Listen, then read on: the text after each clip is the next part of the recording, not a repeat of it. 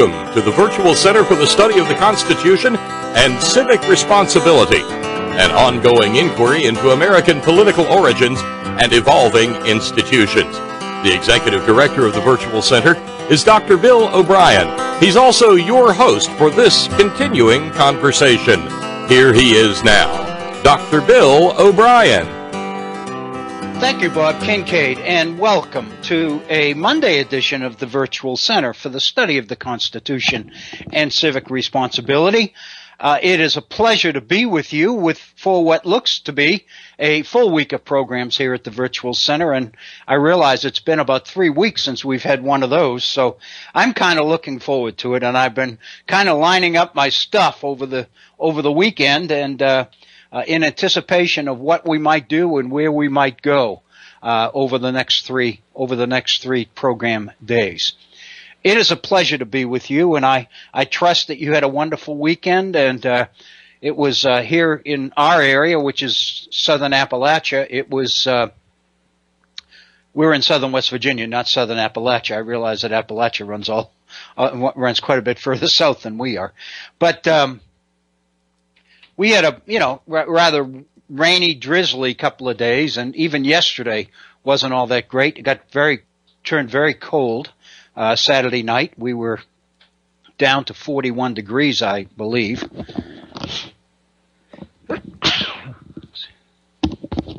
Excuse me for the break. And this morning is very cold, but the weather cleared, the skies have cleared, and it's absolutely gorgeous. It's a gorgeous fall day. Summer is a memory, no doubt about it. And of course, while everybody's enjoying the weather, there's always the caveat that I hope that the fact that it's this cool this early is not a bad sign, and undoubtedly it is. But we will weather it when it comes, as they say. But anyway, I trust that your day and your weekend was well. Your day is going well, and I want to thank you for your willingness to join us for another week of programming here at the Virtual Center. I remind you that we do have a phone number that is reserved specifically so that you can get on the air and share your ideas and your thoughts with our listeners, not just with me, but with other people who are tuned in as well. And we realize, and I know you know, that many people, and in fact, I don't really have any idea of knowing how many, but I would guess that probably half, if not more, of the people who regularly tune into the Virtual Center do so by listening to the programs on archives. Many of them work and are unable to hear them live, and so therefore they're prohibited from calling in. And I realize that does reduce the number of call-ins significantly.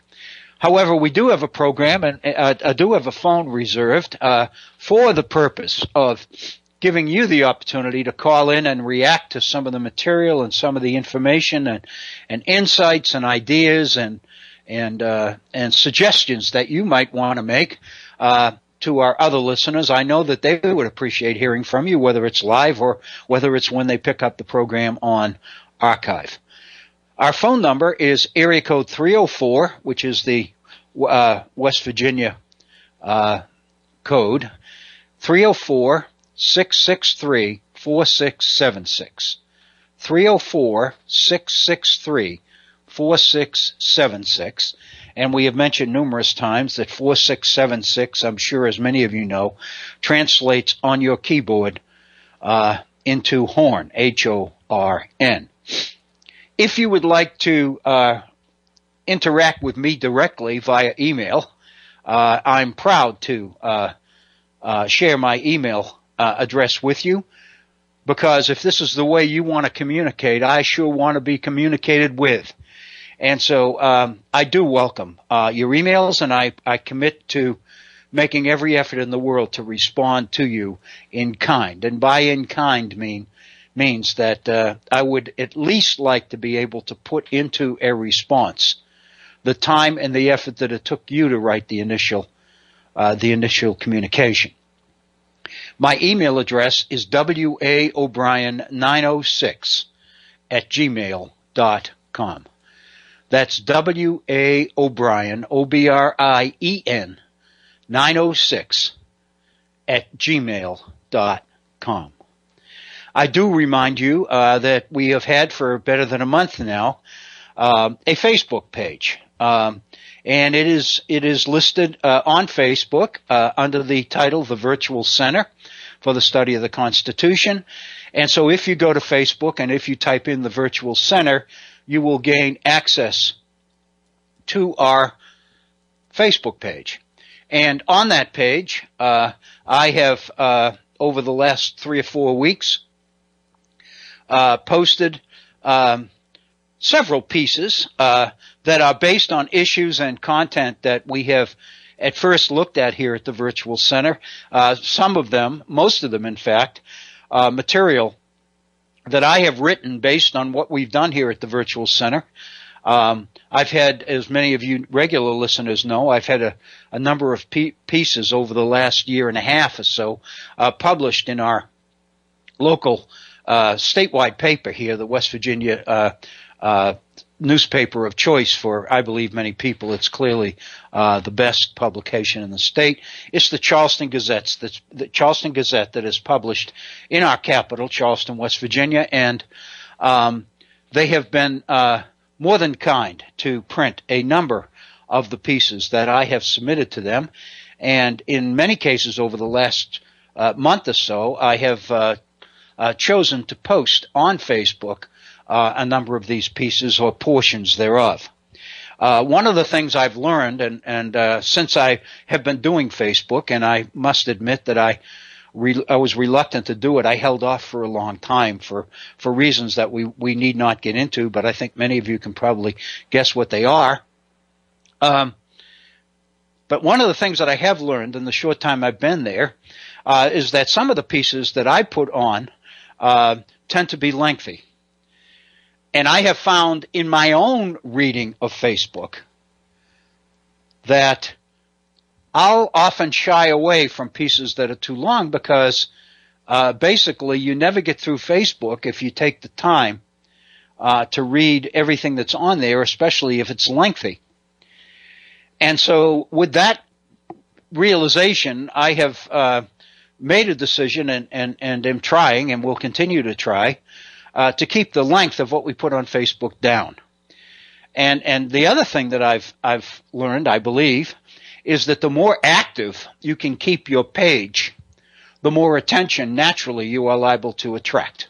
And the whole purpose of putting a Facebook page up there in the first place is to try to solicit more folks who might be interested in participating in our broadcasts here at the Virtual Center. So what I am going to make an effort to do is post on Facebook more often, but with substantially less length. And what that means is that I'll probably end up taking a citation or a quotation, one of the sources from the period we've been looking at, whether it's related to the Constitution or the Declaration, and making a few comments about it and then suggesting that this particular quotation will form a major portion of one of our programs here at the Virtual Center, and encourage folks to tune in to our broadcasts if they would like to listen to more. I think that's probably a better way to utilize the Facebook page. But I'm just learning, and I keep telling myself that.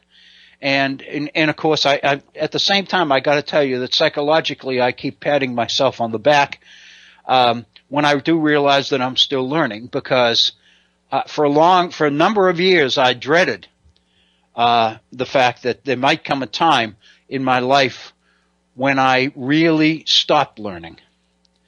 And fortunately, knock on wood, I haven't reached that point yet. So while I can, I want to do as much as I can, because I really believe in what we're about here at the Virtual Center and what the Head On Radio Network is about. I really do believe that there's an awful lot to be learned from a revisit to the 18th century and some of the principles, some of the concepts, some of the ideas and ideals of the period as they translate into the world we all live in today. So I believe that over the years I've acquired a number of ideas and experiences and perceptions that I think might benefit others, and I want to do everything that I can do to share them with folks and to establish some sort of a record so that at some future time, some people will be able to perhaps revisit and actually learn and pick up some ideas or some things that perhaps have been lost in the shuffle, so to speak, as we talk about the 18th century and some of the issues and events related to the founding of our nation. And again, I one more thing, and I usually don't mention this. I just forget to. But I know that many of you who listen to our programs on archives know all this information, which is basically how to access the archives. But I did want to mention, for those that have never gone there, that all of our programs are archived, and they are all available should you not be able to pick up a particular program on a particular day or a particular week or whatever. And if your job or your the way you spend your days does not permit you to be with us live, then I do invite you to go to the archives, and all the programs are dated, and you can pick up the most recent program and then just work your way back by date. There are approximately 30 months of programs available at the whiterosesociety.org. That's all one word, whiterosesociety.org, on the internet. And you will get a notice that it is a liberal website, and then you will see a title called a table of contents. And the first item on that page, you'll see my name, Dr. Bill O'Brien, and if you click that, you will gain access to our virtual center programs. Also, I thank again Horst, our listener from Taiwan, who has taken over in previous months, taken on the task of posting our programs on YouTube, and he has posted some information on Facebook recently, which suggested that he has caught up to date, which means that most of our programs up to the present are available on YouTube. And again, all you need to do is go to YouTube and then just click on my name, and you will gain access to our broadcasts as well. I invite you to do that. And again, if you are looking at the broadcasts of previous programs and something occurs to you, or you have a comment to make or a question to ask or whatever, you can always just email me or post something on Facebook on the Virtual Center website and under comments, and I'll be glad to do everything I can do to respond to it. Again, thank you for tuning in, and I hope that our program today makes the time that you have chosen to invest in it worth your while. So thank you. As we begin our week of programs here on this Monday, the 14th day of September in the year 2015, you'll recall that our last time together, which was 5 days ago, last Wednesday, we were looking at issues related to the topic of the relationship between, or lack of a relationship between, the Declaration of Independence of 1776 and the Constitution of the United States, adopted by the Constitutional Convention in 1787. And I mention those dates because the fact that there is 11 years between the two documents is quite significant. Because there are many who choose to link the two documents directly, as if they were directly related one to the other. And there are serious concerns, serious problems about that, or with that. And one of the problems is that there is 11 years of history between the two documents. And to link the two documents arbitrarily without acknowledging or recognizing that history, or even worse, repressing that history, it seems to me is not very scholarly. But it's what a lot of people do in order to prove a point. And so with that, let me just give you a couple of pieces of general information, and then we can get kind of back into our programs.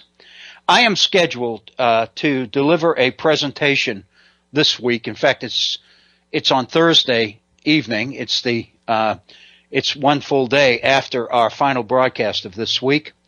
I'm scheduled to give a program on the Constitution. It'll be the 17th day of September. And many of you will know that September 17th is celebrated as Constitution Day. It is that date on 1787 in which the Constitutional Convention formally adopted for distribution to the states and the people of the states for ratification the Constitution of the United States. And several years ago, our deceased senator here in West Virginia, Robert C. Byrd, was able to marshal legislation through the Congress encouraging that the nation regularly celebrate on the 17th day of September the anniversary of the adoption of the Constitution of the United States.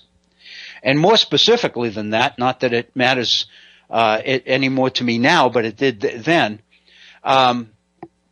anyone who has been the recipient of federal grant programs, a federal grant, who is receiving federal money, is required to schedule some sort of celebration or acknowledgement of Constitution Day, whatever that might be. Well, as a result of that, when it was passed several years ago, and I think it wasn't 10 years ago, it was probably about 7 or 8, I guess.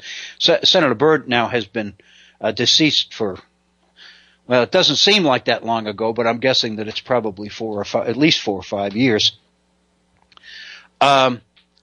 Concord University here in southern West Virginia, where I was working at the time, adopted a policy of scheduling every September 17th a program to celebrate Constitution Day.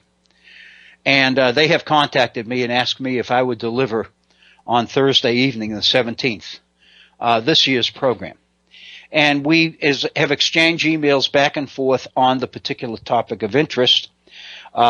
This is the group that is sponsoring the particular program is a newly forming political science fraternity on campus. And so many of the students who belong to that particular organization obviously will be in attendance, even though the program itself will be available to the general public. But anyway, we kick back and forth possible topics that might be of interest to the people. And I told the organizer of the event some of the things that we've been doing here at the Virtual Center in recent weeks. And I said, I can go whichever direction you feel will be the most beneficial for your students.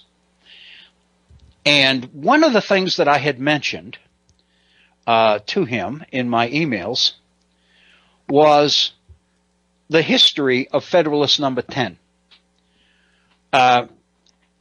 The person that is doing this is a political science professor at Concord, so obviously he's quite familiar with Federalist Number 10.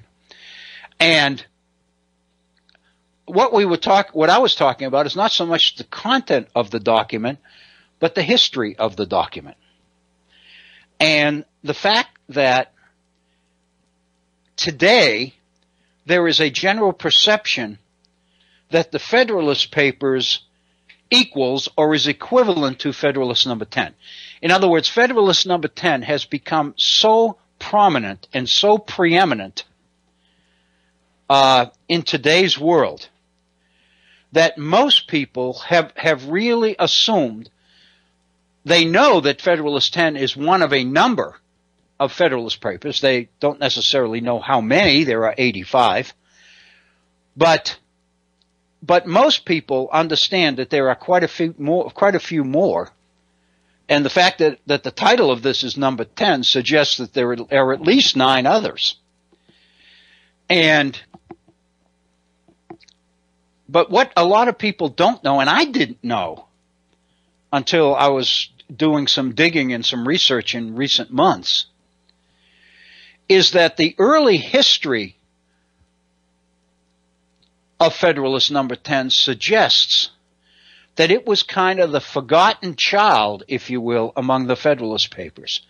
It was rarely, if ever, cited, even mentioned, as part of the Federalist Papers. It was not considered to be, for the first 100 years of the nation's history under the Constitution, it was not considered to be a priority or preeminent member of the Federalist Papers. In fact, one of the things I noted was that in the 19th century, there were, I believe, 5 different editions of the Federalist Papers printed. And almost none of them featured number 10. Many of them highlighted and focused on the others. But rarely did people mention Federalist number 10. Example.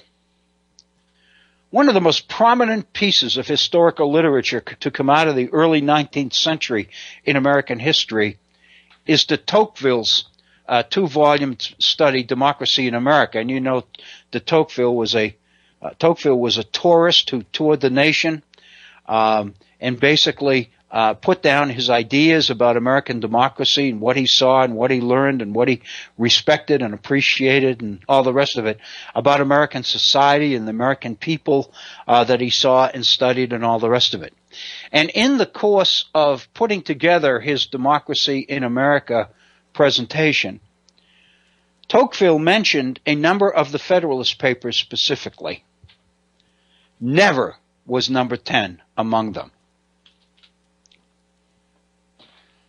So the question, it seems to me, is why? And the conclusion that I have reached, and this is what I told the organizer of this September 17th program, the reason I have concluded is that history tends to reflect the priorities of the period in which it is being studied. History reflects the period in which it was written, naturally. But the fact of the matter is times change. And when times change, people's priorities change. Historical priorities change. And issues that were very telling and very prominent at one point in time cease to be prominent at a later point in time. So the fact of the matter is, in order to get some sort of an insight as to why number 10 was seemingly ignored by scholars, by historians, by the media, and by the general public, it seems to me one has to look at what Federalist Papers are being emphasized through the 19th century.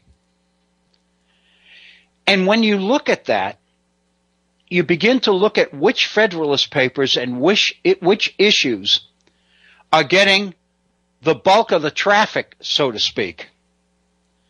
you can begin to see what it is that people are after in the Federalist Papers during these periods.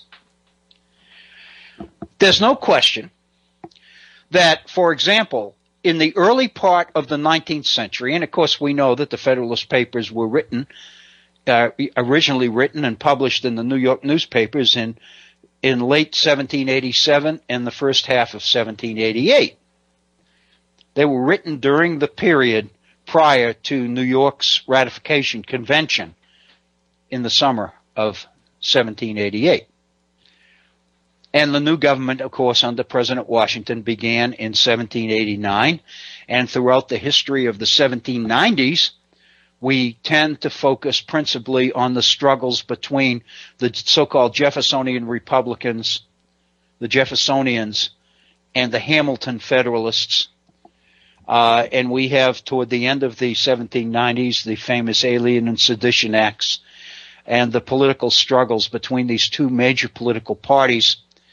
And what we come down to is the very famous election of 1800, in which Thomas Jefferson is elected President of the United States.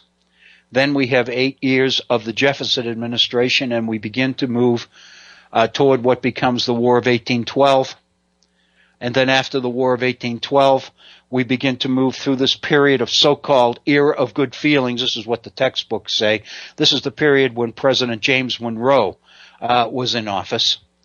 And if you read the history of the period, it was anything but an era of good feelings. But then we begin to move into the period of the 1820s. And of course, the major administration in the early 1820s is John Quincy Adams. And John Quincy Adams advocates a very, very strong, visible presence for government. He's advocating government sponsorship for science and increased visibility of patent laws and scientific academies and higher education and many other things, scientific research and all the rest of it. In other words, John Adams is advocating a very active political government, a very visible political government. And through all of this controversy in the background is the increasing sectional hostilities between North and South, principally revolving around the issue of slavery. And all of this becomes comes to a head, so to speak, in the late 1820s and through the early part of the 1830s under the presidency of Andrew Jackson. And of course, Jackson's name is associated with the period, and he basically seems to bring in what the textbooks refer to as the celebration of the common man, the idea that major changes are happening in American society and American politics.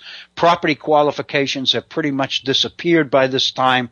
More and more people are being admitted into the political process, are taking part in elections, and much of what we associate with modern two-party politics and campaigns in America begins during the so-called Jackson period. What about the Federalist Papers?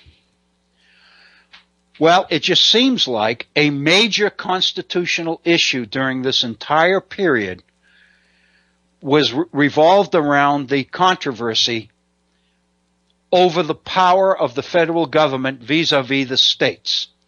This is the period when John C. Calhoun and other prominent Southerners were arguing for states' rights, obviously trying to protect the sovereignty of the states against the emerging power of the central government under the administrations of presidents like John Quincy Adams, but especially under presidents like Andrew Jackson. And much of the legal controversy of the period revolved around the issue of state power versus federal power. And that controversy naturally drew people's attention back to the Constitution. What does the Constitution say? What does the Constitution warrant in this ongoing struggle between states' rights and federal power? And that caused people, obviously, to go to the Federalist Papers, because the Federalist Papers were long acknowledged to be the best source for understanding exactly what it is the Constitution was designed to do and how it was designed to do it.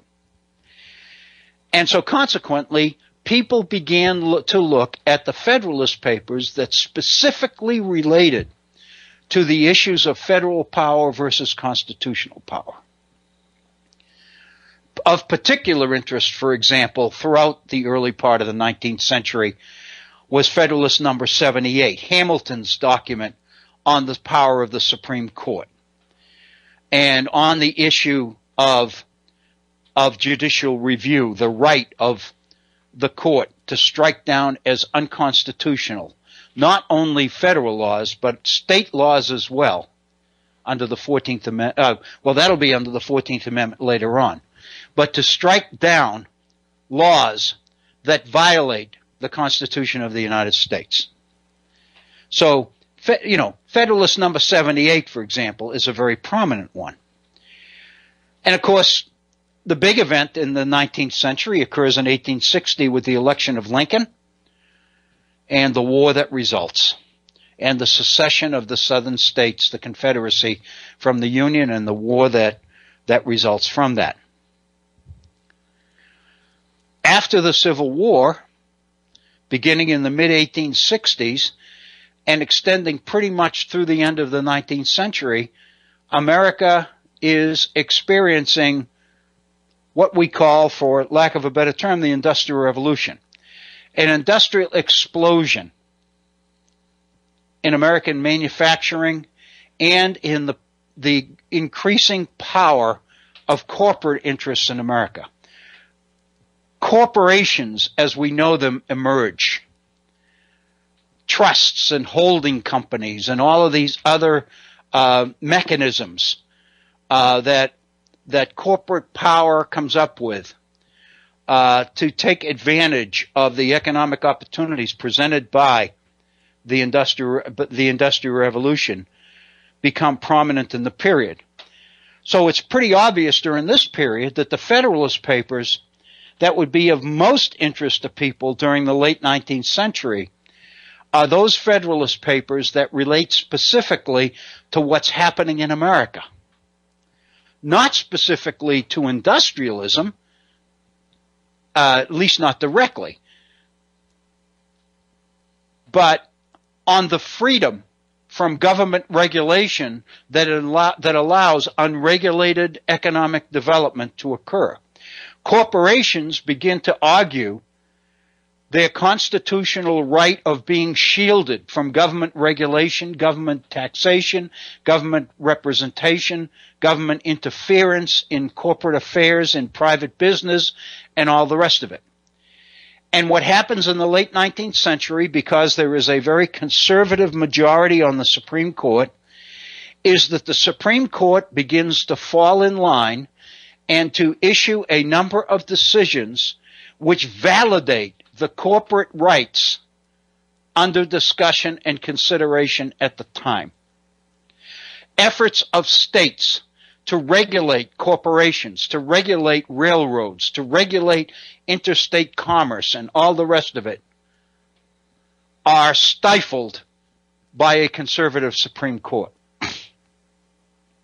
Efforts to organize and to gain legitimacy in America by unions, by labor organizations, encounter opposition and rebuff during the period. There's a lot of labor violence in the period, the Haymarket affairs in the 1880s, for example, the Pullman strike in the early 1890s, and a number of others. And there are a number of Supreme Court cases which are issued at the time which validate the right of corporations to be free from government regulation.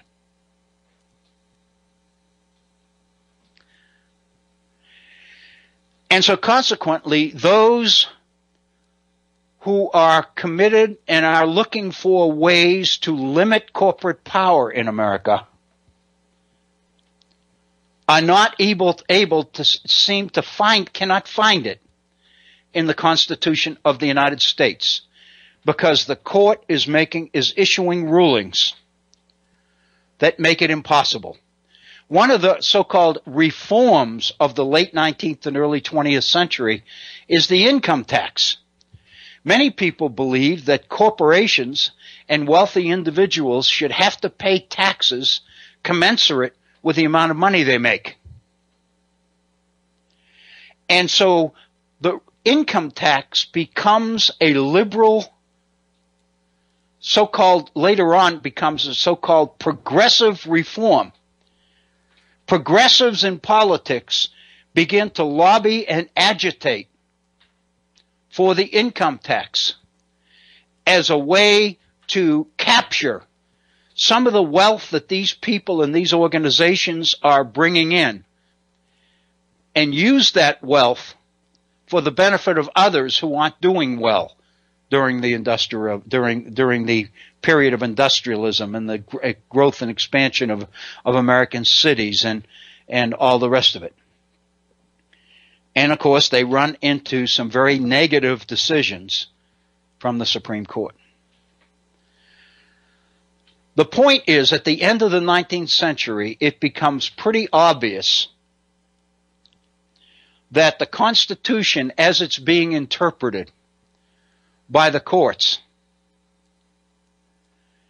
is validating the priorities of those in America who are wielding the most influence and the most power. And those threatened by that influence and power, and those seeking ways to counter that influence and power, are coming up empty when they try to go back to the Constitution and look for help. And then in 1913 comes the publication of a book by a historian named Charles Beard. The title of the book is an Economic Interpretation of the Constitution of the United States.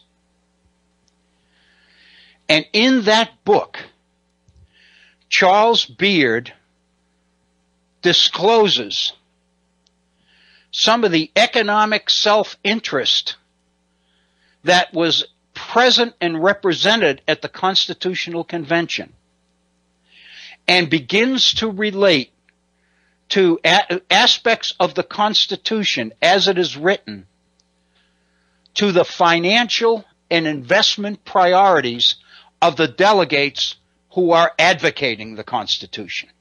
In other words, Beard establishes the principle of self-interest at the convention.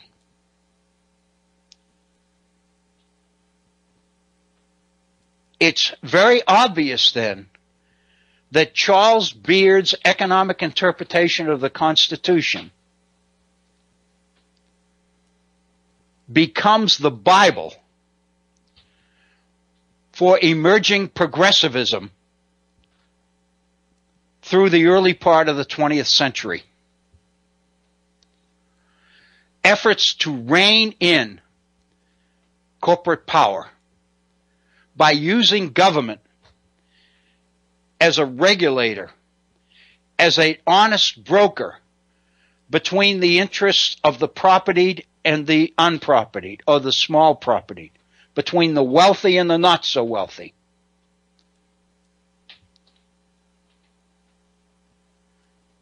The point is that the Federalist paper that Charles Beard based his study on was Federalist number 10.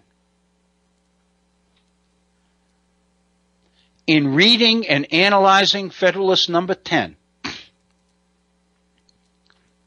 Charles Beard was able to provide the constitutional evidence that progressives needed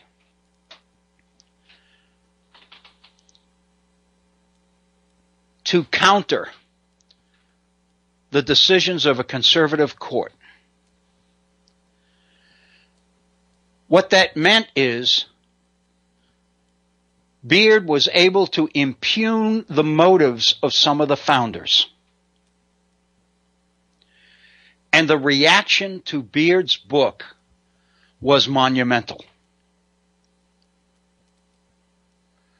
Conservatives hated it.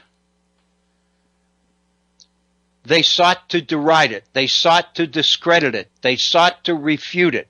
They sought to repudiate it. They questioned Beard. They questioned Beard's scholarship. They questioned his patriotism.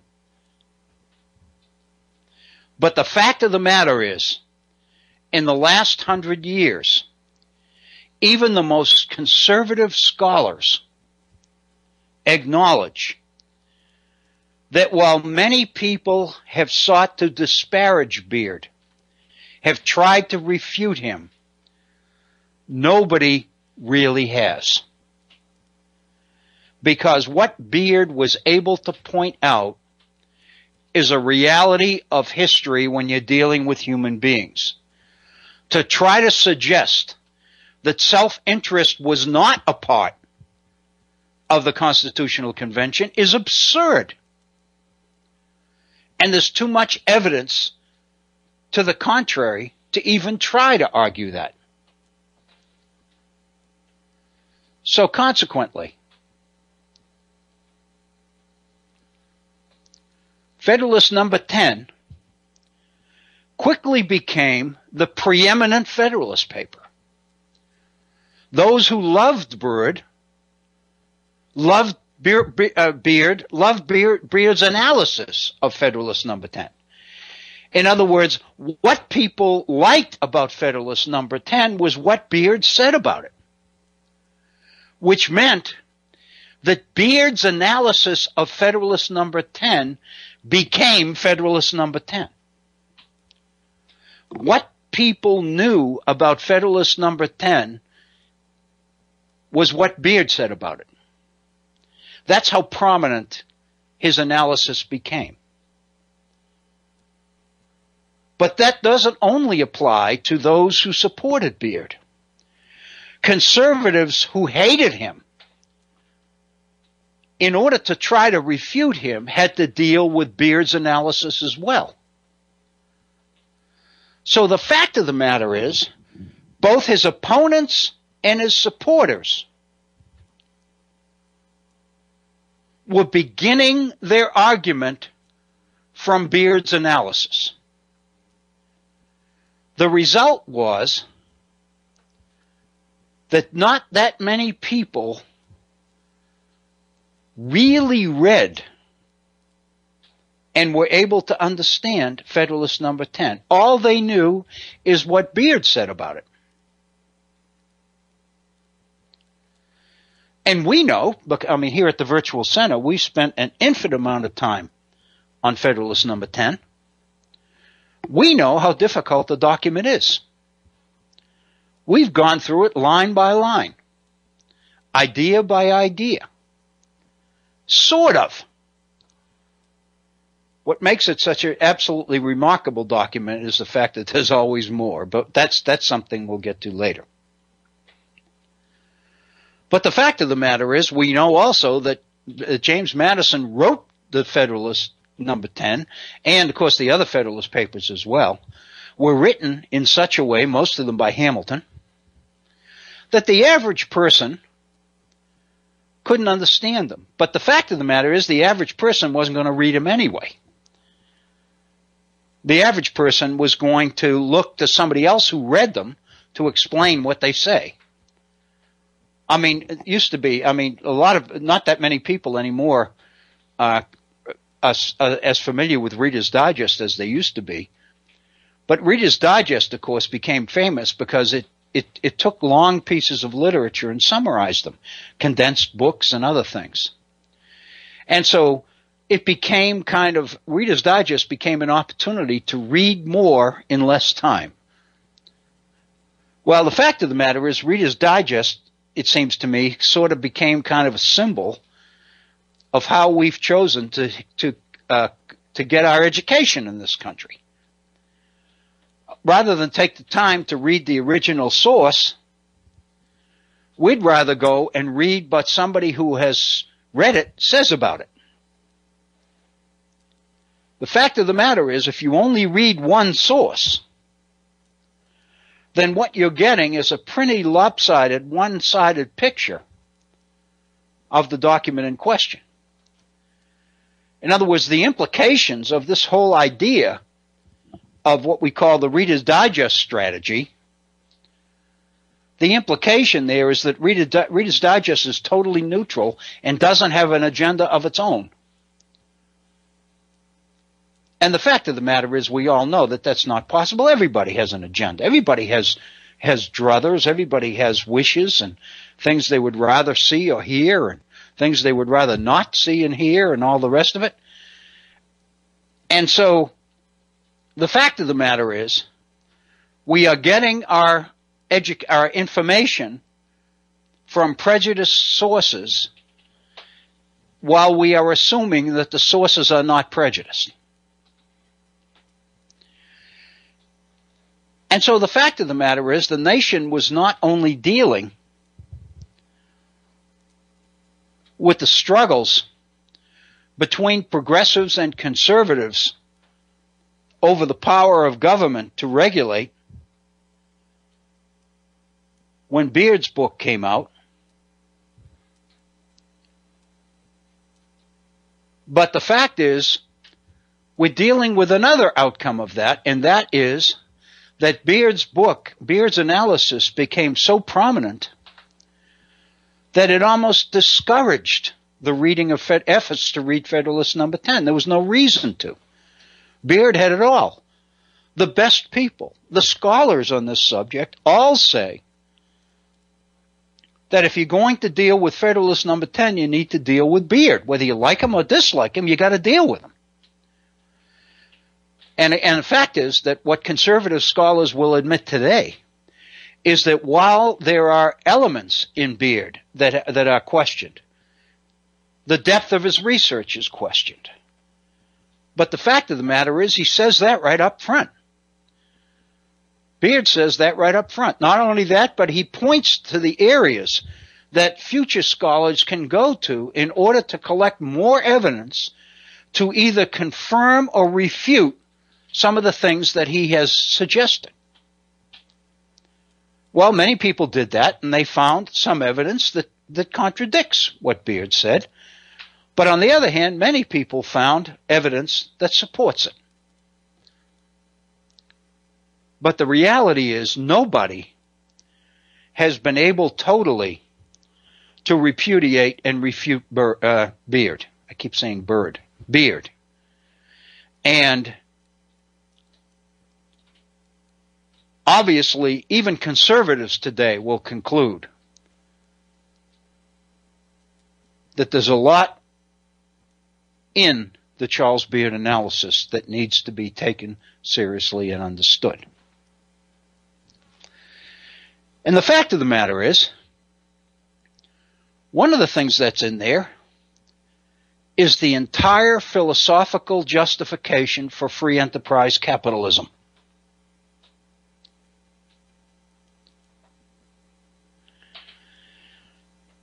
And so, while Beard impugns the motives and the integrity of the founders in the eyes of many,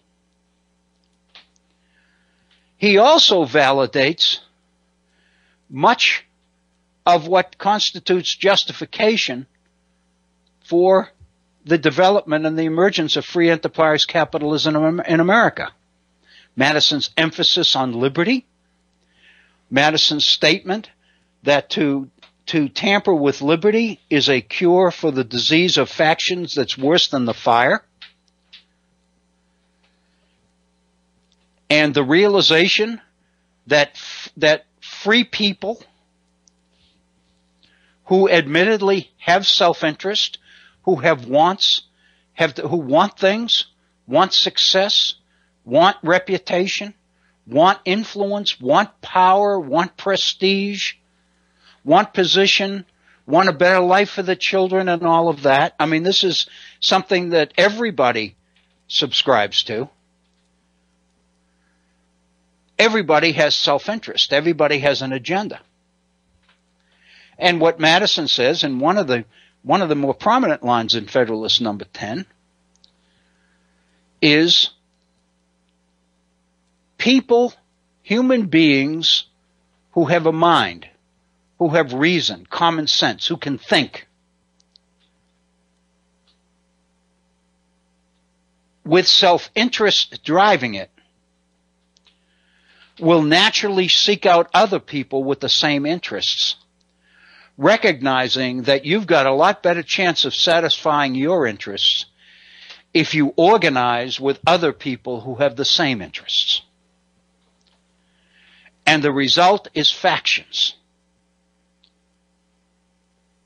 And I think in today's world, the term that probably is more hard-hitting and more emotionally satisfying than faction is organized power. The more people begin to understand the structure of government in this country, the more they begin to recognize that it is extremely sensitive to organized power. And organized power, by definition, is driven by self-interest. Beard says that. If you're a corporate head of some kind, or a corporate attorney, for example, you may not like what Beard says about James Madison, but you damn well like what he's saying about self-interest and the growth of business and the need to keep government at bay, and a recognition that government can overregulate and can by overregulating can actually minimize and limit liberty.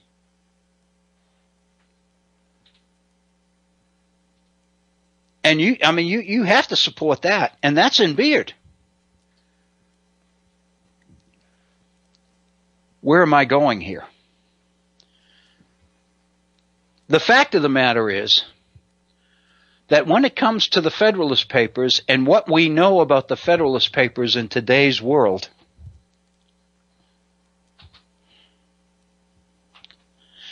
there's no question that Charles Beard's economic interpretation of the Constitution is a huge player in the nation's history.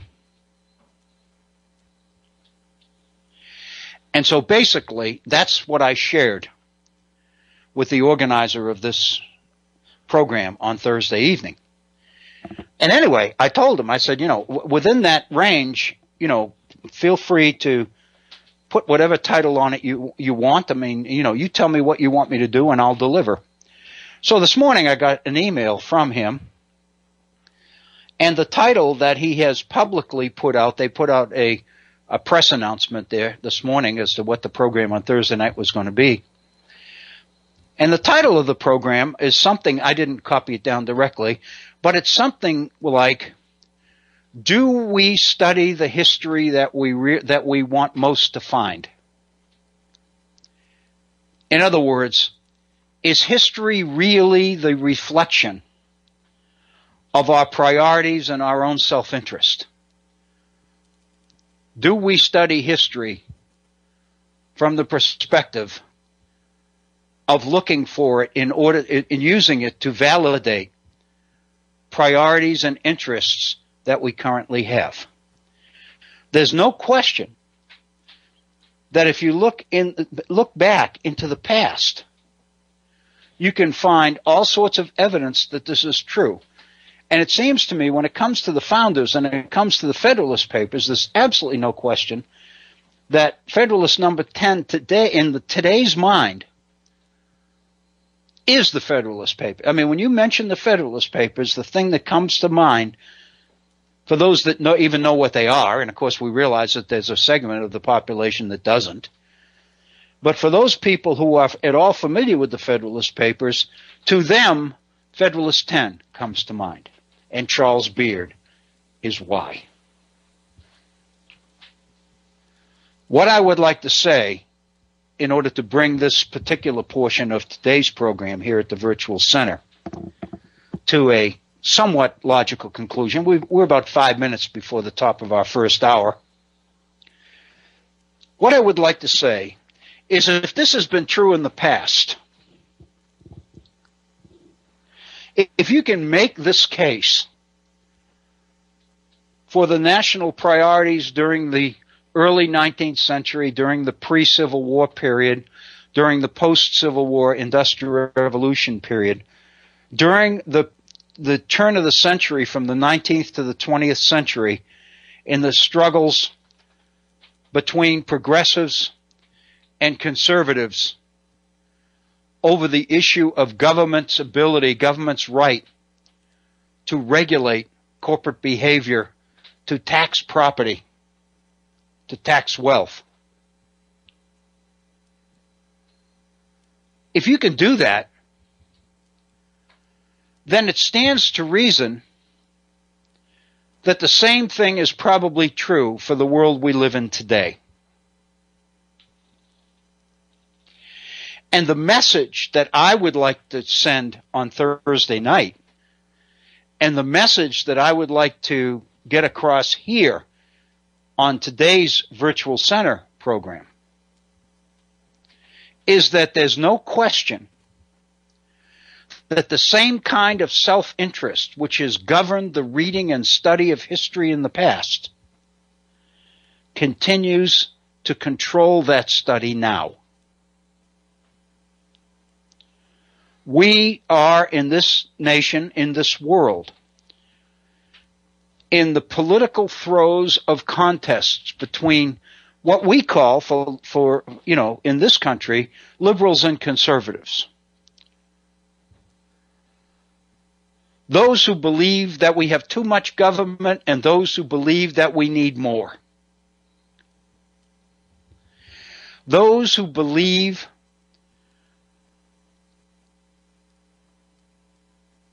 that the best interests of the many, the people's best opportunities will be realized from a small government that gives corporate leaders their head and lets them generate the kind of wealth that will trickle down to the rest through the rest of society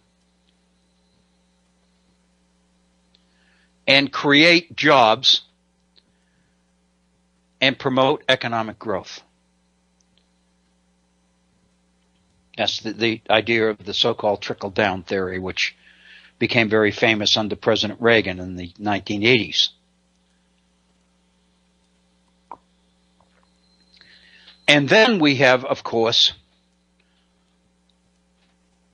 the campaign agenda being promoted by Bernie Sanders and the crowds that Bernie Sanders is drawing. And the fact that Bernie Sanders seems to be unlike any of the other politicians running, because Bernie Sanders is focusing on the issues that people want to hear and know about. He's not shying away from issues, from controversial issues at all. He's consciously taking them on. He's saying what a whole element within American society has wanted to hear and has looked at other candidates hoping they would hear it. Now they're hearing it from Bernie Sanders. There's absolutely no question then that there's a vested interest afoot to ensure that the way we look at the past, the way we look at the nation's history, the way we look at its priorities, the way we look at its opportunities, is going to be driven in large part by the particular agenda in question. And so consequently, it stands to reason that one of the reasons we're putting so much attention in today's world on the Supreme Court and on some of its decisions on things like health care and religious rights under the First Amendment and the whole idea of corporate personhood and many of the other issues that have become so prominent in today's world, is because of the agenda that is on the table when some of those decisions are being rendered.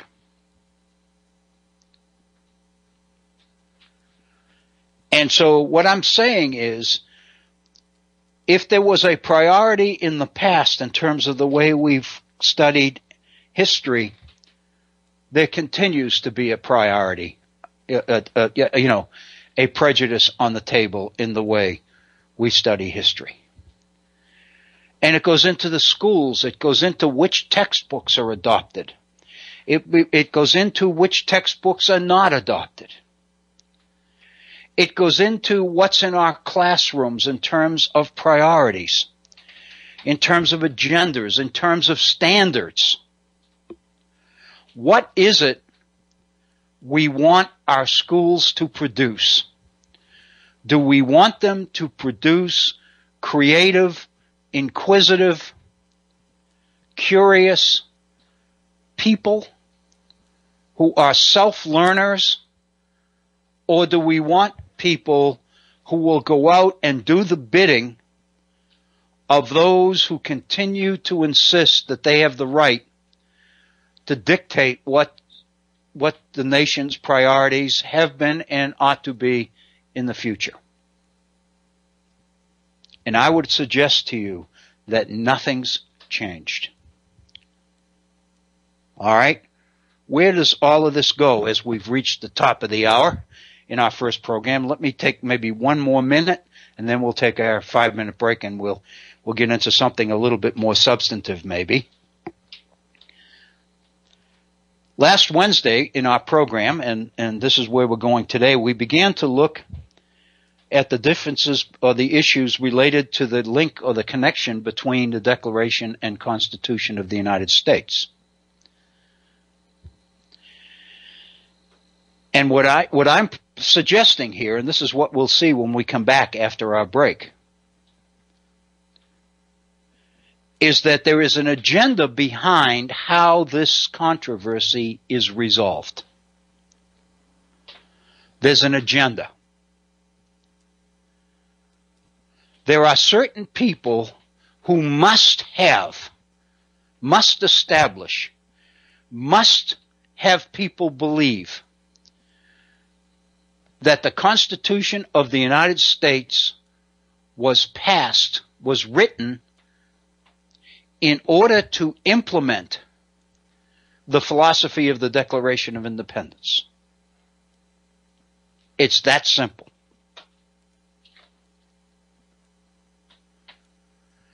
And what we'll see as we look at the history is that there's an awful lot of evidence that direct relationship, that direct connection is faulty.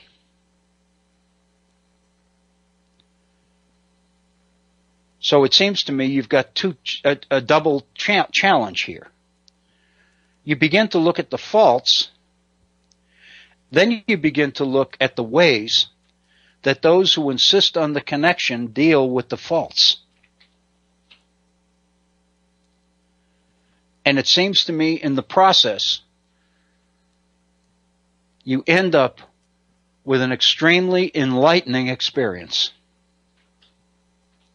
And when we come back, I'd like to take that lead in and move into a much more substantive effort to contrast the Declaration of Independence and the Constitution of the United States within the context that we've sketched here over this past hour. You're listening to the Virtual Center for the Study of the Constitution and Civic Responsibility. We're going to pause and take a 5-minute break as we usually do on our Monday and Wednesday programs. We usually skip it on Tuesdays because our program is limited to an hour and a half. But we'll take a 5-minute break. Then we'll come right back and we'll launch right into this issue of the Declaration of Independence versus the Constitution of the United States. So please stay with us. We'll be right back.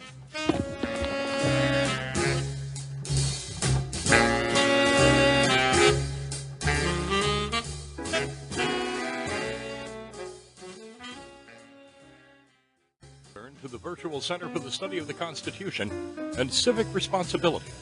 Here's Dr. Bill O'Brien. Thank you, Bob Kincaid, and welcome back to our second hour. It's a little bit abbreviated because we went over in our first hour, but that's okay. It is a pleasure to be with you here for our second hour on this Monday program on the 14th rather. Today's the 14th day of September, a Monday. We welcome you to our program. If you've just joined us, if you've been with us through the first hour, we thank you for being with us. Our agenda, our program here in the second hour is going to focus on efforts to link the Constitution and the Declaration of Independence as documents related directly to each other. I want to invite you to share your ideas and your thoughts with us. We have a phone number. We would welcome your call and your ideas and conversation with you. The phone number is area code 304-663-4676. 304-663-4676. My email address, if you'd like to communicate with me that way, is waobrien906 at gmail.com. W.A. O'Brien, O-B-R-I-E-N, 906 at gmail.com. And again, I remind you that we do have a Facebook page. It is entitled the Virtual Center for the Study of the Constitution. So if you go to Facebook and you type in the Virtual Center, you will gain access to our Facebook page. I put a number of pieces on there. I will continue to do that. I welcome your response to them. You can respond to me on the air. You can respond on an email, in an email, and I also believe that there's an opportunity for comment spaces on some of these issues as well. I look forward to hearing from you and getting your reactions to some of the ideas that we've already thrown out today. And I'd like to spend, since we have about 45, a little bit more minutes left in today's program, I'd like to get into the issues of the Constitution of the United States and the Declaration of Independence a little bit more directly. And in doing that, I'd like to focus specifically on the issue of the connection between the two, whether in fact it exists or whether in fact it is manufactured, so to speak. I guess the point we need to accept, first of all, is that there are those who must establish this connection. And it seems to me a most pertinent, important issue at the very outset is why.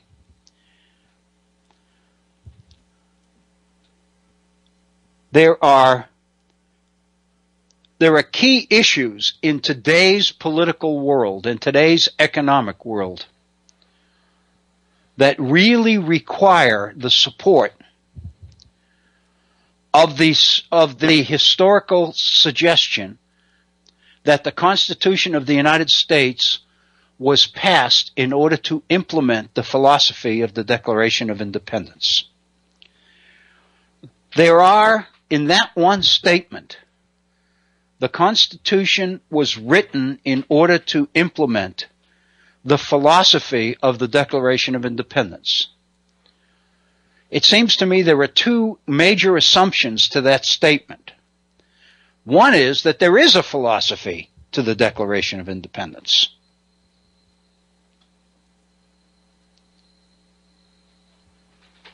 And the second is that the Constitution of the United States is consistent with that philosophy. Let's deal with those one at a time. History tells us, the sources reveal, that there are serious questions as to whether, in fact, what we today consider to be the philosophy of the Declaration of Independence was in fact its philosophy when it was first drafted. let me be specific. There is darn little evidence in the debates of the Continental Congress that approved the Declaration of Independence that the paragraph of the Declaration that contains what we call its philosophy, that early portion of the Declaration which talks about the fact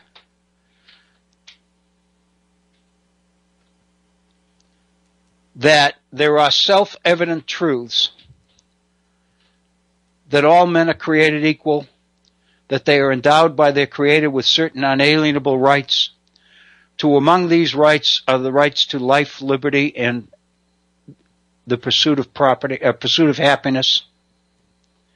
And that in order to protect these rights, governments are instituted amongst men, deriving their just powers from the consent of the governed.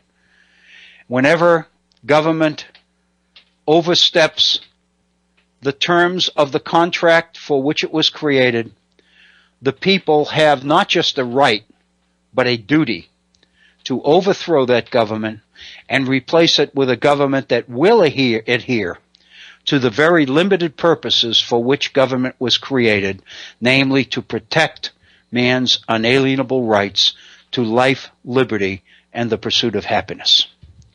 There is very little evidence in the Congress of the United States that delegates seated there, representatives seated there, spent much time at all on that paragraph.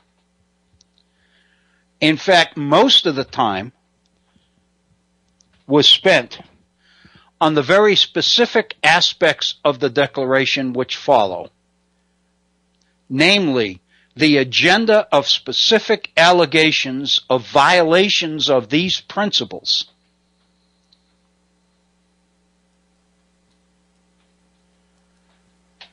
That the king and parliament were guilty of.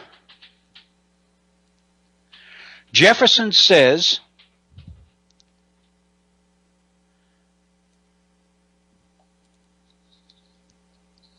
that these are self-evident truths. The whole idea, the meaning of self-evident truths is what I'm saying is generally accepted by people throughout the world who have thought about these things.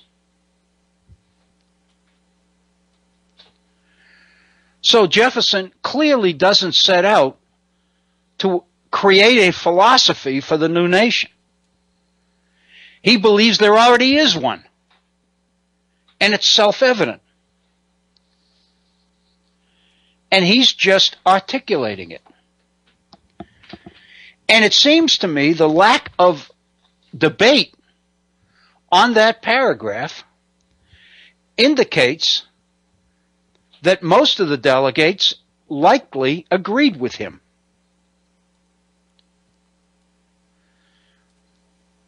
So the issue was, if you remember the very first, very opening paragraph of the Declaration of Independence, whenever it, in the course of history, whenever it becomes necessary for one people to sever the bonds which have connected them with another, then it seems to be tantamount on them to explain why. There's no question that Jefferson's Declaration of Independence was principally intended to legitimize independence, to lay out the case against England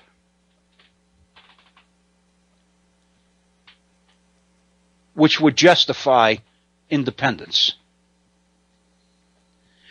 In order to do that, Jefferson was asking people to look at some of the things that England and Parliament have done to the Congress, to the colonies, in the context of the self-evident truths that everybody knew.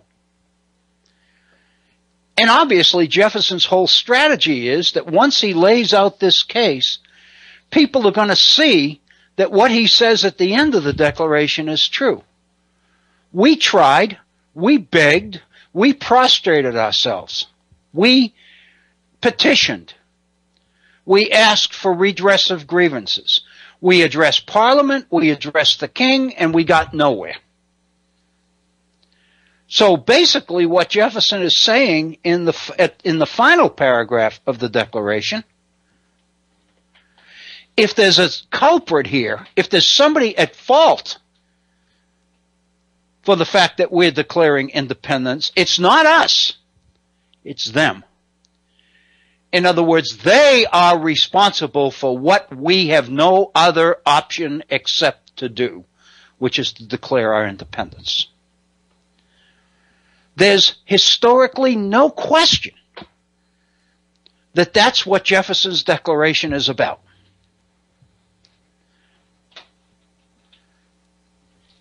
In fact, there's darn little evidence to support the idea that Jefferson thought or believed that he was articulating a particular ideology or a particular creed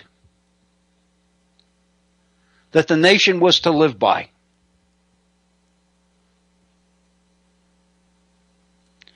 It was to me, now I'm interpreting here, it was a political document.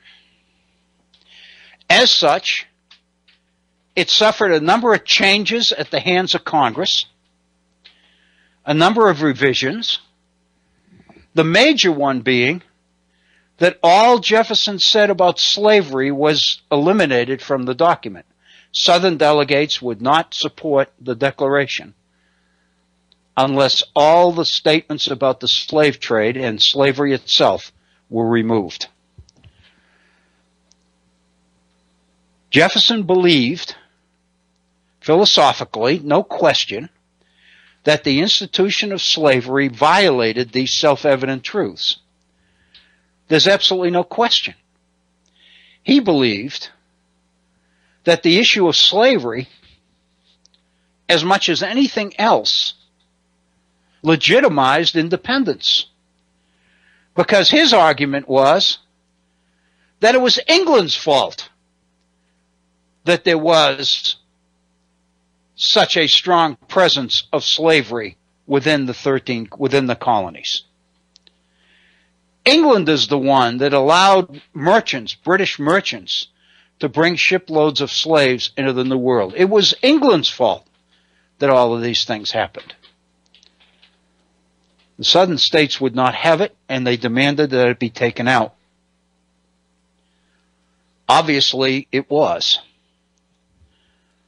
Obviously, the fact that that happened at all indicates as to just how political this document was. It wouldn't have passed with that in it. There was no tampering with the philosophy because, as Jefferson said, these were self-evident truths. In 1825,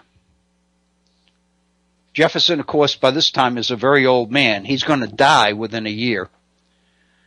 Jefferson was born in 1743. He dies in 1826 on the 4th of July, the same day as you know, that John Adams dies. So you can do the math, 1743 to 1826, in order to figure out how old Jefferson was. The year before his death, in 1825, he wrote a letter to his old friend Richard Henry Lee, and of course it was Richard Henry Lee that had introduced the motion for independence that passed on the 7th of June, 1776. These colonies are and of right to be free and independent states, etc. Many of us have heard that quoted chapter and verse. And once Congress adopts that resolution, Congress creates 3 committees. We talked about these last Wednesday. One of the committees was to draft the Declaration of Independence. Another one was to draft a constitution. That was the Articles of Confederation, became the Articles of Confederation. And the third one was to draft a policy on how the nation would conduct foreign policy and integrate its priorities and its needs with the other major nations of the world.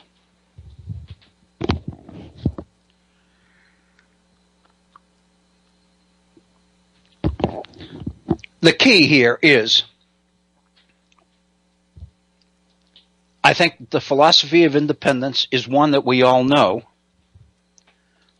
It's one which Jefferson stated. And in a piece that I wrote on this particular issue, I have made the comment, and I think I'm probably correct, that Jefferson's statement that these were self-evident truths is valid because it appears that in European circles, these principles were what we call parlor talk. In other words, people were talking about them and discussing them and all the rest of it.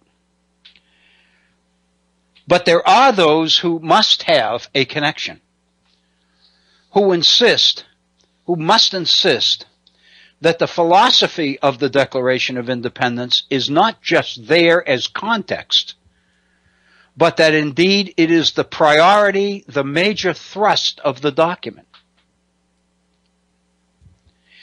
Obviously, if it was going to be the major thrust of the document, it would have to be new.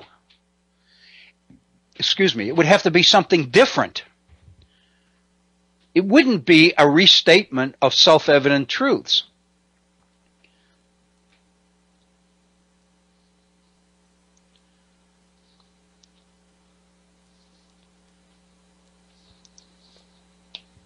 So the question, it seems to me, that we need to confront is the contradiction between what was in Jefferson's head when he wrote the Declaration and what those in today's world insist was a philosophy under which the nation would live and reform the world.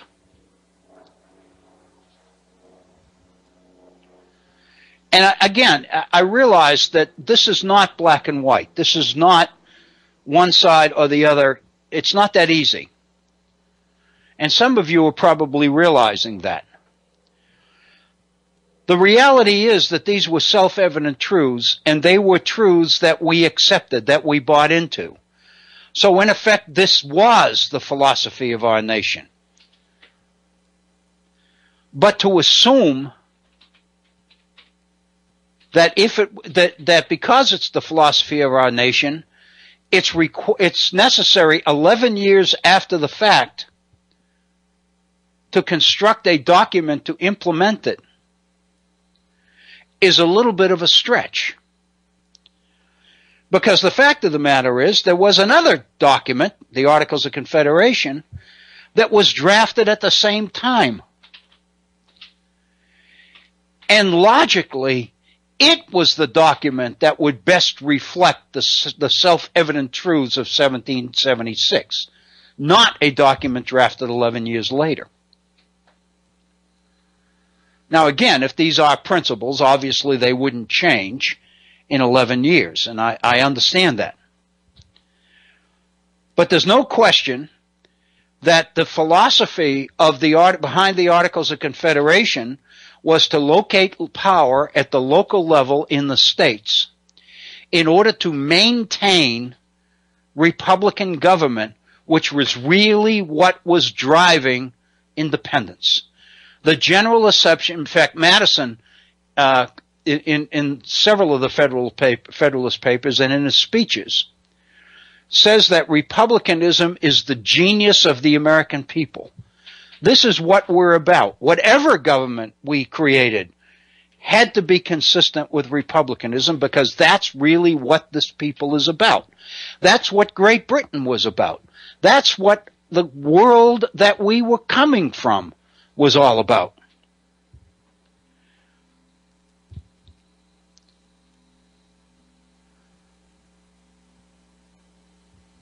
So obviously, the Articles of Confederation was drafted with the Republican government in mind, and the basic premise was that republicanism had to be small. Republics had to be small in order that representatives and constituents could know each other and know each other's issues and problems and priorities, and that elected representatives could effectively represent the people. That was the whole idea. And so therefore, in order to make that happen, the thinking was that you had to put power at the local level where people were closest to it and people would know what was going on. They could follow the activities of their elected representatives and make sure that they were carrying out the will of the people. It was something very close to what we call today majority rule. It was democracy. In fact, in Federalist Number 10, Madison referred to it as pure democracy. Because majorities are telling the elected representatives what to do. The people, the majority of the people, are dictating to government. They're sending specific instructions to their elected representatives and saying, vote for this, vote against that, don't you ever do this, you must do that. And in order to keep his job, the representative had no choice but to follow the will of the majority or get booted out of office at the next election. And most state constitutions required that elections be annual every year. Because the idea of a republic was that people had to have frequent opportunity to hold their elected officials accountable. So there's absolutely no question that it's the Articles of Confederation that is directly consistent with the philosophy, the self-evident truths of the Declaration of Independence. And it encounters all sorts of problems during the 1780s under the Confederation.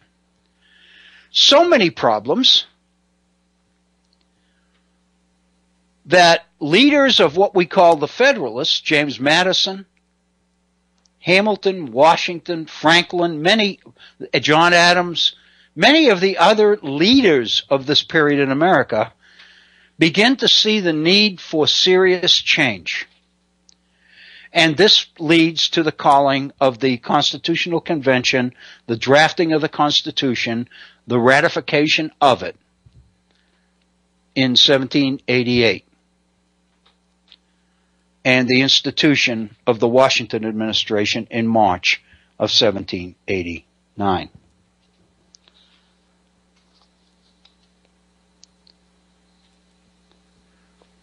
So this is really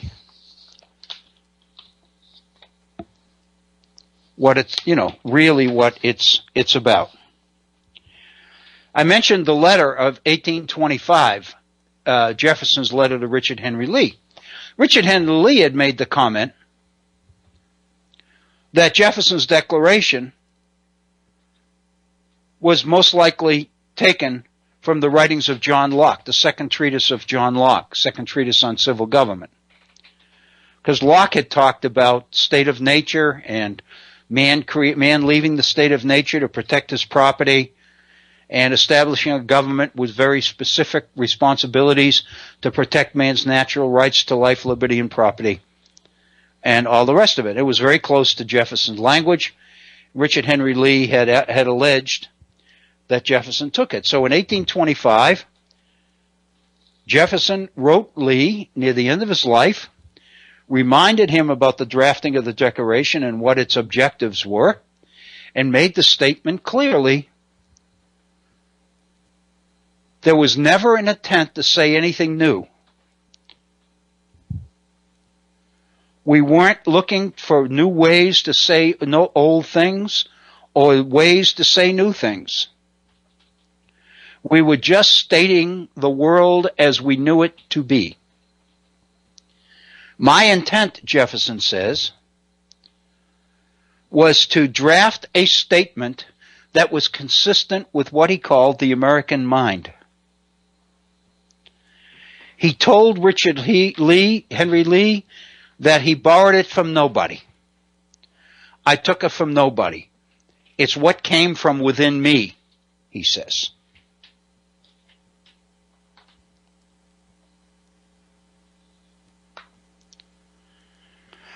So the first problem is historical.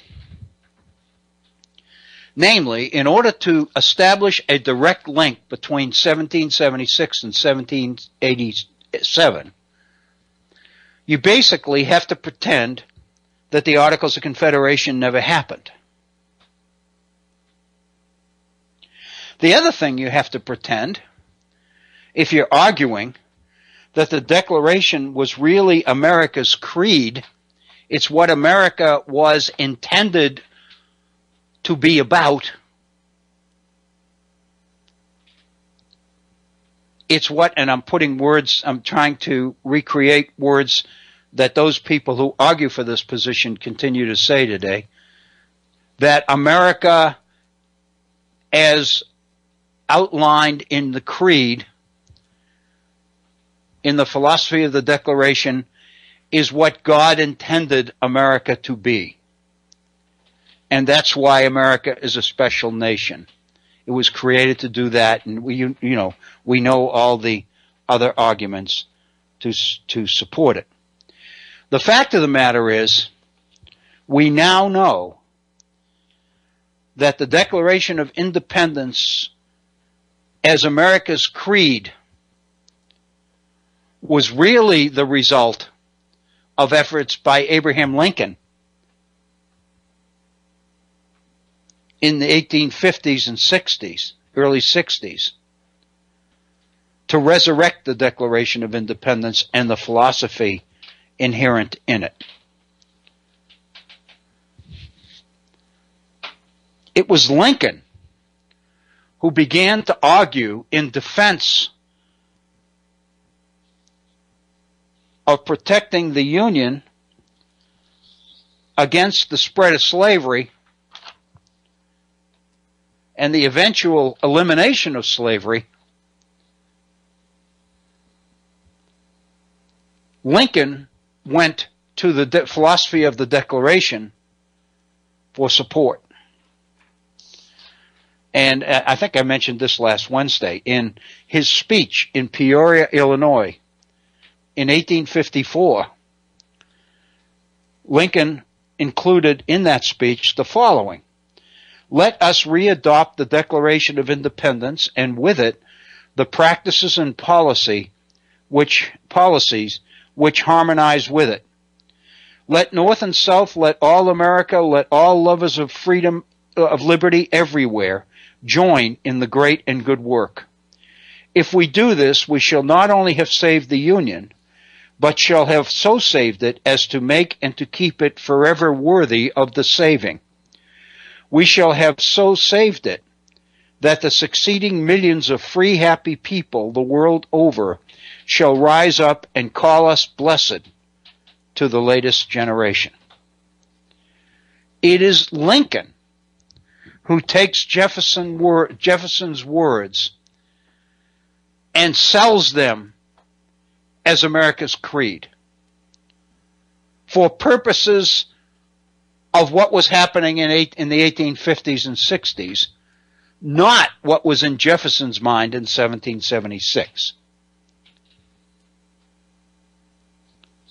In Springfield, during the Lincoln-Douglas debates in the later 1850s, Lincoln-Douglas debates were in 1857, in a speech in Springfield, Lincoln said, the Declaration signers, meant simply to declare the right so that enforcement of it might follow as fast as circumstances should permit. They meant to set up a standard maxim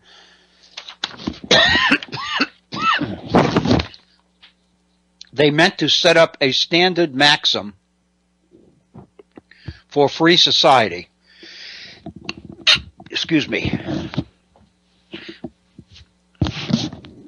Which would be familiar to all and revered by all, constantly looked to, constantly labored for, and even though never perfectly attained, constantly approximated, and thereby constantly spreading and deepening its influence and augmenting the happiness and value of life to all people of all colors everywhere. Lincoln is reading into the mind of the founders what he believes their philosophy is about 100 years later. Obviously, there's nothing wrong with that. I think everybody supports that. But to imply that it was in Jefferson's mind, or that it was in the mind of those who voted for the Declaration of Independence in 1776, is a stretch that you can't make.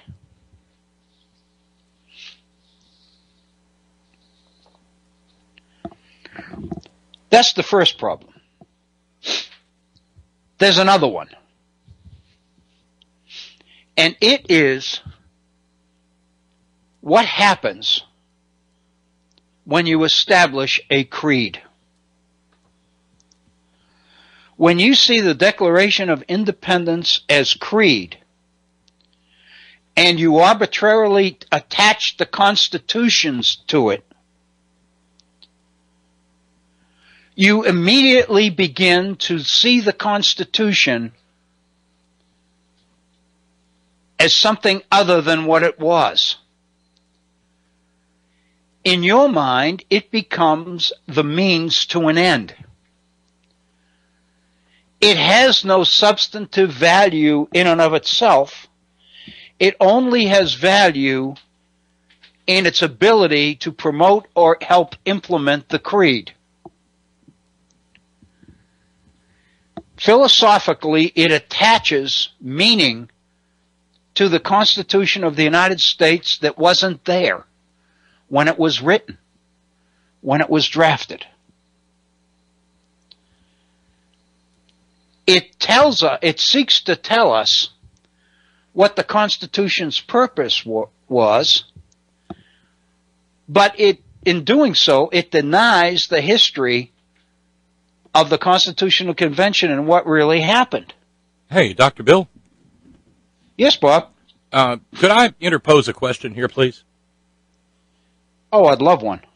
To the extent that we're talking about Lincoln, and to the extent that we acknowledge that the man was an autodidact genius, yes. Given his want of formal education, and remembering that he was a child of the frontier, because Kentucky and Indiana at the time were very much the frontier.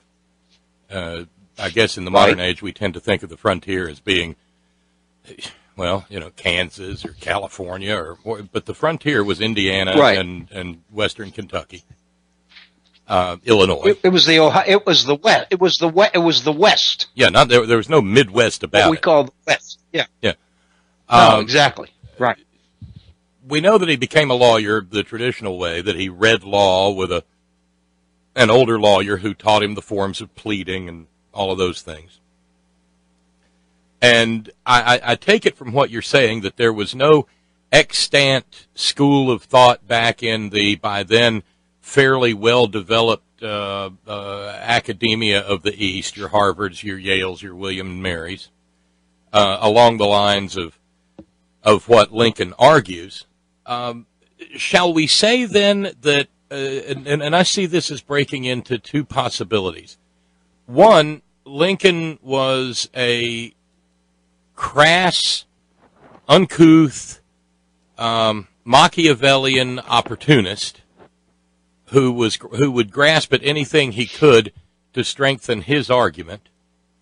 Or two, that the man was a natural, honest-to-God genius who came up with something that the best minds of the entire country couldn't come up with, or hadn't come up with, or wouldn't come up with. Is that I mean, I of the three, I prefer the last one. Wouldn't. I don't think. I mean, the arguments against slavery had been going on, and the whole abolitionist movement had happened in the in the 20s and 30s. The Liberator and all these publications. The issue of slavery was so hot and so emotional during the period that I think. I mean, and I'm just speculating here, Bob. I don't have any data to back this up, but I suspect that higher educators, scholars of the time, as it were, would be reluctant to stick their nose into controversial issues like this, because it gets them into the political realm where there's more to be lost than there is to be gained, in terms of financing and political support and all the rest of it. The exception, of course, would be people like Emerson and Thoreau and those people that of course Thoreau wrote a famous essay on the Constitution of the United States as being evil because it accepted the legitimacy of slavery, and that and the taxes to support a government under this Constitution ought not to be paid, and all the rest of it. But these people were treated as outliers, as freaks, as it were. I mean, this is part of the anti-intellectual tradition that's so prominent throughout American history. Well, and that's another issue that arises. All of this takes place, as you and I have remarked in the past. By the time Jefferson and Adams die, they realize that the revolution is dying with them. Right. Because in that space of time, you have had to borrow a phrase, the closing of the American mind. All the highfalutin philosophies that of the Enlightenment that undergirded the revolution are just over. And instead, we have a dumbing down of America that comes with the first and second Great Awakenings. Those zealot-driven religious fervors.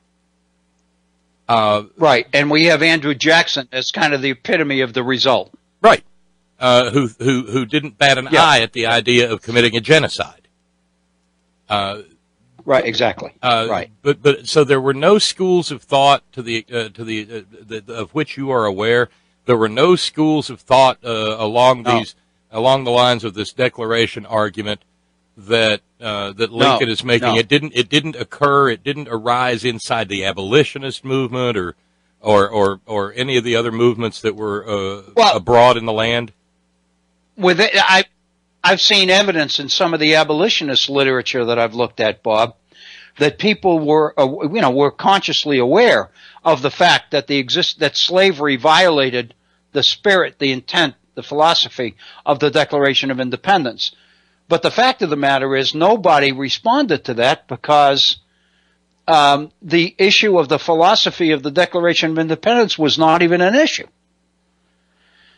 Lincoln made it an issue. So then let's draw down to those two alternatives, and they may be false choices for all I know. Is this Lincoln at his Machiavellian best, or is he? And I think of him in terms of the mythology. Is this the boy sitting reading the Declaration of Independence by lamplight in a humble one-room cabin, and having the whole blossoming of human potential occur in what was obviously a brilliant mind? Which is it? Well, I know what I'd like to believe, but to be honest with you, I believe the first. I believe that Lincoln was and this doesn't deny the goodness of the man at all, but I do believe that he was a shrewd politician, and he realized that there was available to him this tremendous opportunity to raise the issue of the founding in order to beef up and support the case, the philosophical case that he's making. And I mean, it's brilliant. It's also true in the sense that it's true in the sense that it's consistent with the philosophy. See, you see it as politics. But nobody believed that they were living according. Go ahead, Bob. Go ahead. No, please. They were living according to. No, you see it as something else. Well, no, I see it as lawyering. I don't see it as politics. I see Okay. I see it as a lawyer crafting an argument. Because one of the things that the law teaches is if something isn't directly on point, that you go and you craft an argument based on things that are persuasive as opposed to dispositive. And without anything that was overtly dispositive on the issue, he looks at the preamble to the Declaration of Independence and says, well, I can build my entire argument around this. Which is still pretty damn brilliant. Yeah. It is. The issue of lawyering is a perspective, Bob, that I hadn't really ever thought seriously about. In other words, you're saying that Lincoln's training as a lawyer supersedes all the other, that his success as a politician is in large part because of his training as a lawyer. Absolutely. And you know, he wasn't just any lawyer. Okay. He wasn't some meat and potatoes lawyer sitting there in Springfield waiting for the next divorce or the next deed to walk in the door. He was a known and respected railroad company lawyer and had made his bones and was not, he was not a poor man when he was elected president. Bless her heart, Mary Todd was keeping him poor, but he had money coming in because he was a railroad company lawyer. He was the guy who went into court and argued and argued for the dispossession of illiterate farmers from their land so the railroad could go through. Bob, then the fact that this is not generally known, and I'm trying to lay out the substantive significance of what you're saying because I think it's tremendous. The fact that this isn't as well known, is this because we have gone to great lengths to make Lincoln out to be historically a figure that conforms to what we want him to be rather than what he was? Well, you know what a hopeless little you know what a hopeless little classicist I am, Bill. I look back to the deification of Caesar. Caesar was a venal, manipulative, brilliant man. They often, these things often go hand in hand. Mm-hmm. But with his murder, it very easy, everything flowing from his murder could have very easily gone in the other direction. But instead, the people who were on his side deified him. And the deified Caesar is very different from the flesh and blood Caesar. And to that extent, or to the same extent, I think the same thing has happened to Lincoln. We can't let Lincoln be a man pursuing, making ends justify the means kinds of arguments because we have deified Lincoln. The first time I ever saw the Lincoln Memorial in person in D.C., I looked at it, and again, because of my background, I looked at it and went, well, damn, that's a temple. It is. It's a temple. Yeah. It's a temple no different than the temple of Olympian Zeus. You walk through the columns, and there's the giant statue of the god. It's a temple no less than the temple of Athena Parthenos. Yeah. You walk through the columns, and there's the statue of the goddess. It is a temple to a deified Lincoln. Yeah. And so because he's deified... Go ahead. No, go ahead. No, I'm preaching. Go ahead. I apologize. It's brilliant. What I was thinking, you'll appreciate this, but a lot of people out there will not. But when you were talking about that, I was thinking of, if you've ever been to what was Mountain State University here in Beckley, the president had a huge bust of himself inside the main entrance to the main. Did he have was he depicted with a wad of cash in his teeth? That was the only substantive thing that happened once Mountain State University fell, and that was they got rid of that statue. And the only, I used to talk to faculty members down there all the time, and they used to make comments like, I think at some point in time he's going to insist that everybody genuflect as they walk by it every morning. But so far he hasn't done that, and things like that. So they were talking, people who worked there were talking of it exactly as you did when you were describing your first visit to the Lincoln Memorial. It's wonderful. But there's a reason for the Lincoln Memorial. The freeing of a substantial part of the population of the country, and the assassination. Oh yeah, it's very difficult. It's very difficult to make an argument which is totally negative to Lincoln. Well, I mean, one of the things one of the things that people seldom contemplate, Bill, is the fact that had John Wilkes Booth not murdered Abraham Lincoln early in his, this is early in his second term, okay? He's just barely been inaugurated. Mm-hmm. His legacy may not have survived him, because among other things, there was reason to believe that that Mary Todd may have brought down his presidency because of that woman that woman liked her some graft. Okay. She got herself in deep debt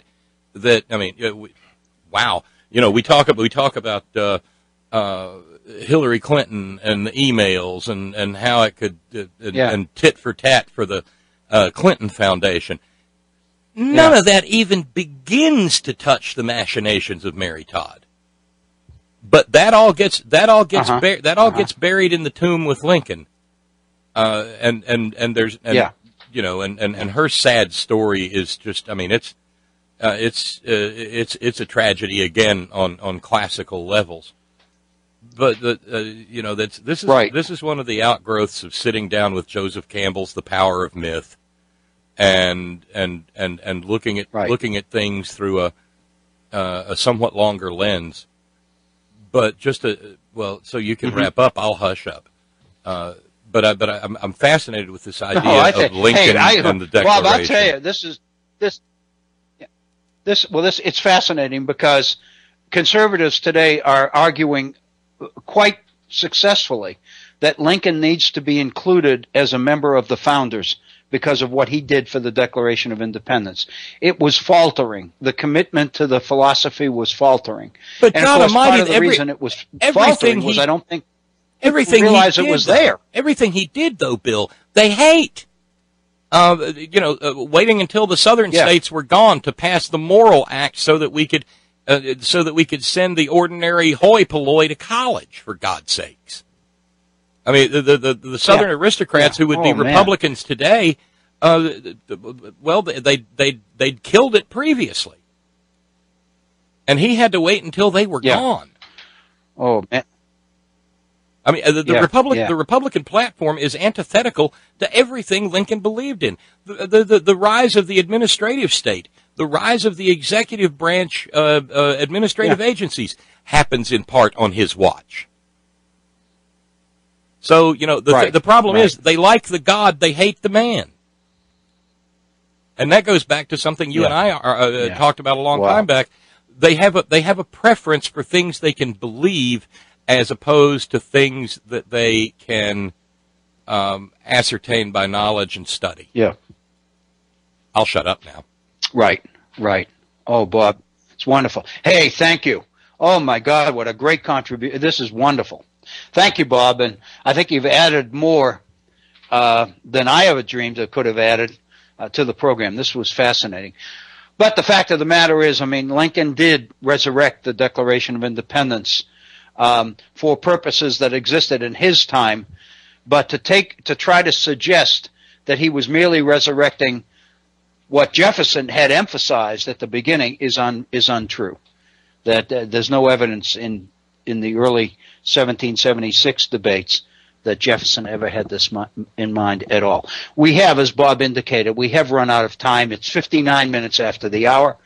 And I know that we have a program beginning here at 3 p.m. here at the Head On Radio Network. So I want to thank you for tuning in today and invite you to come back tomorrow. I remind you that we'll be beginning 1/2 hour later tomorrow than we did today. However, we'll make up a little bit of it by not having our usual 5-minute break. Thank you, and I look forward to continuing this discussion tomorrow. This is Bill O'Brien, and I want to thank you again for tuning in to the Virtual Center for the Study of the Constitution and Civic Responsibility. Have a good evening, and by all means, be safe, but enjoy. Thank you.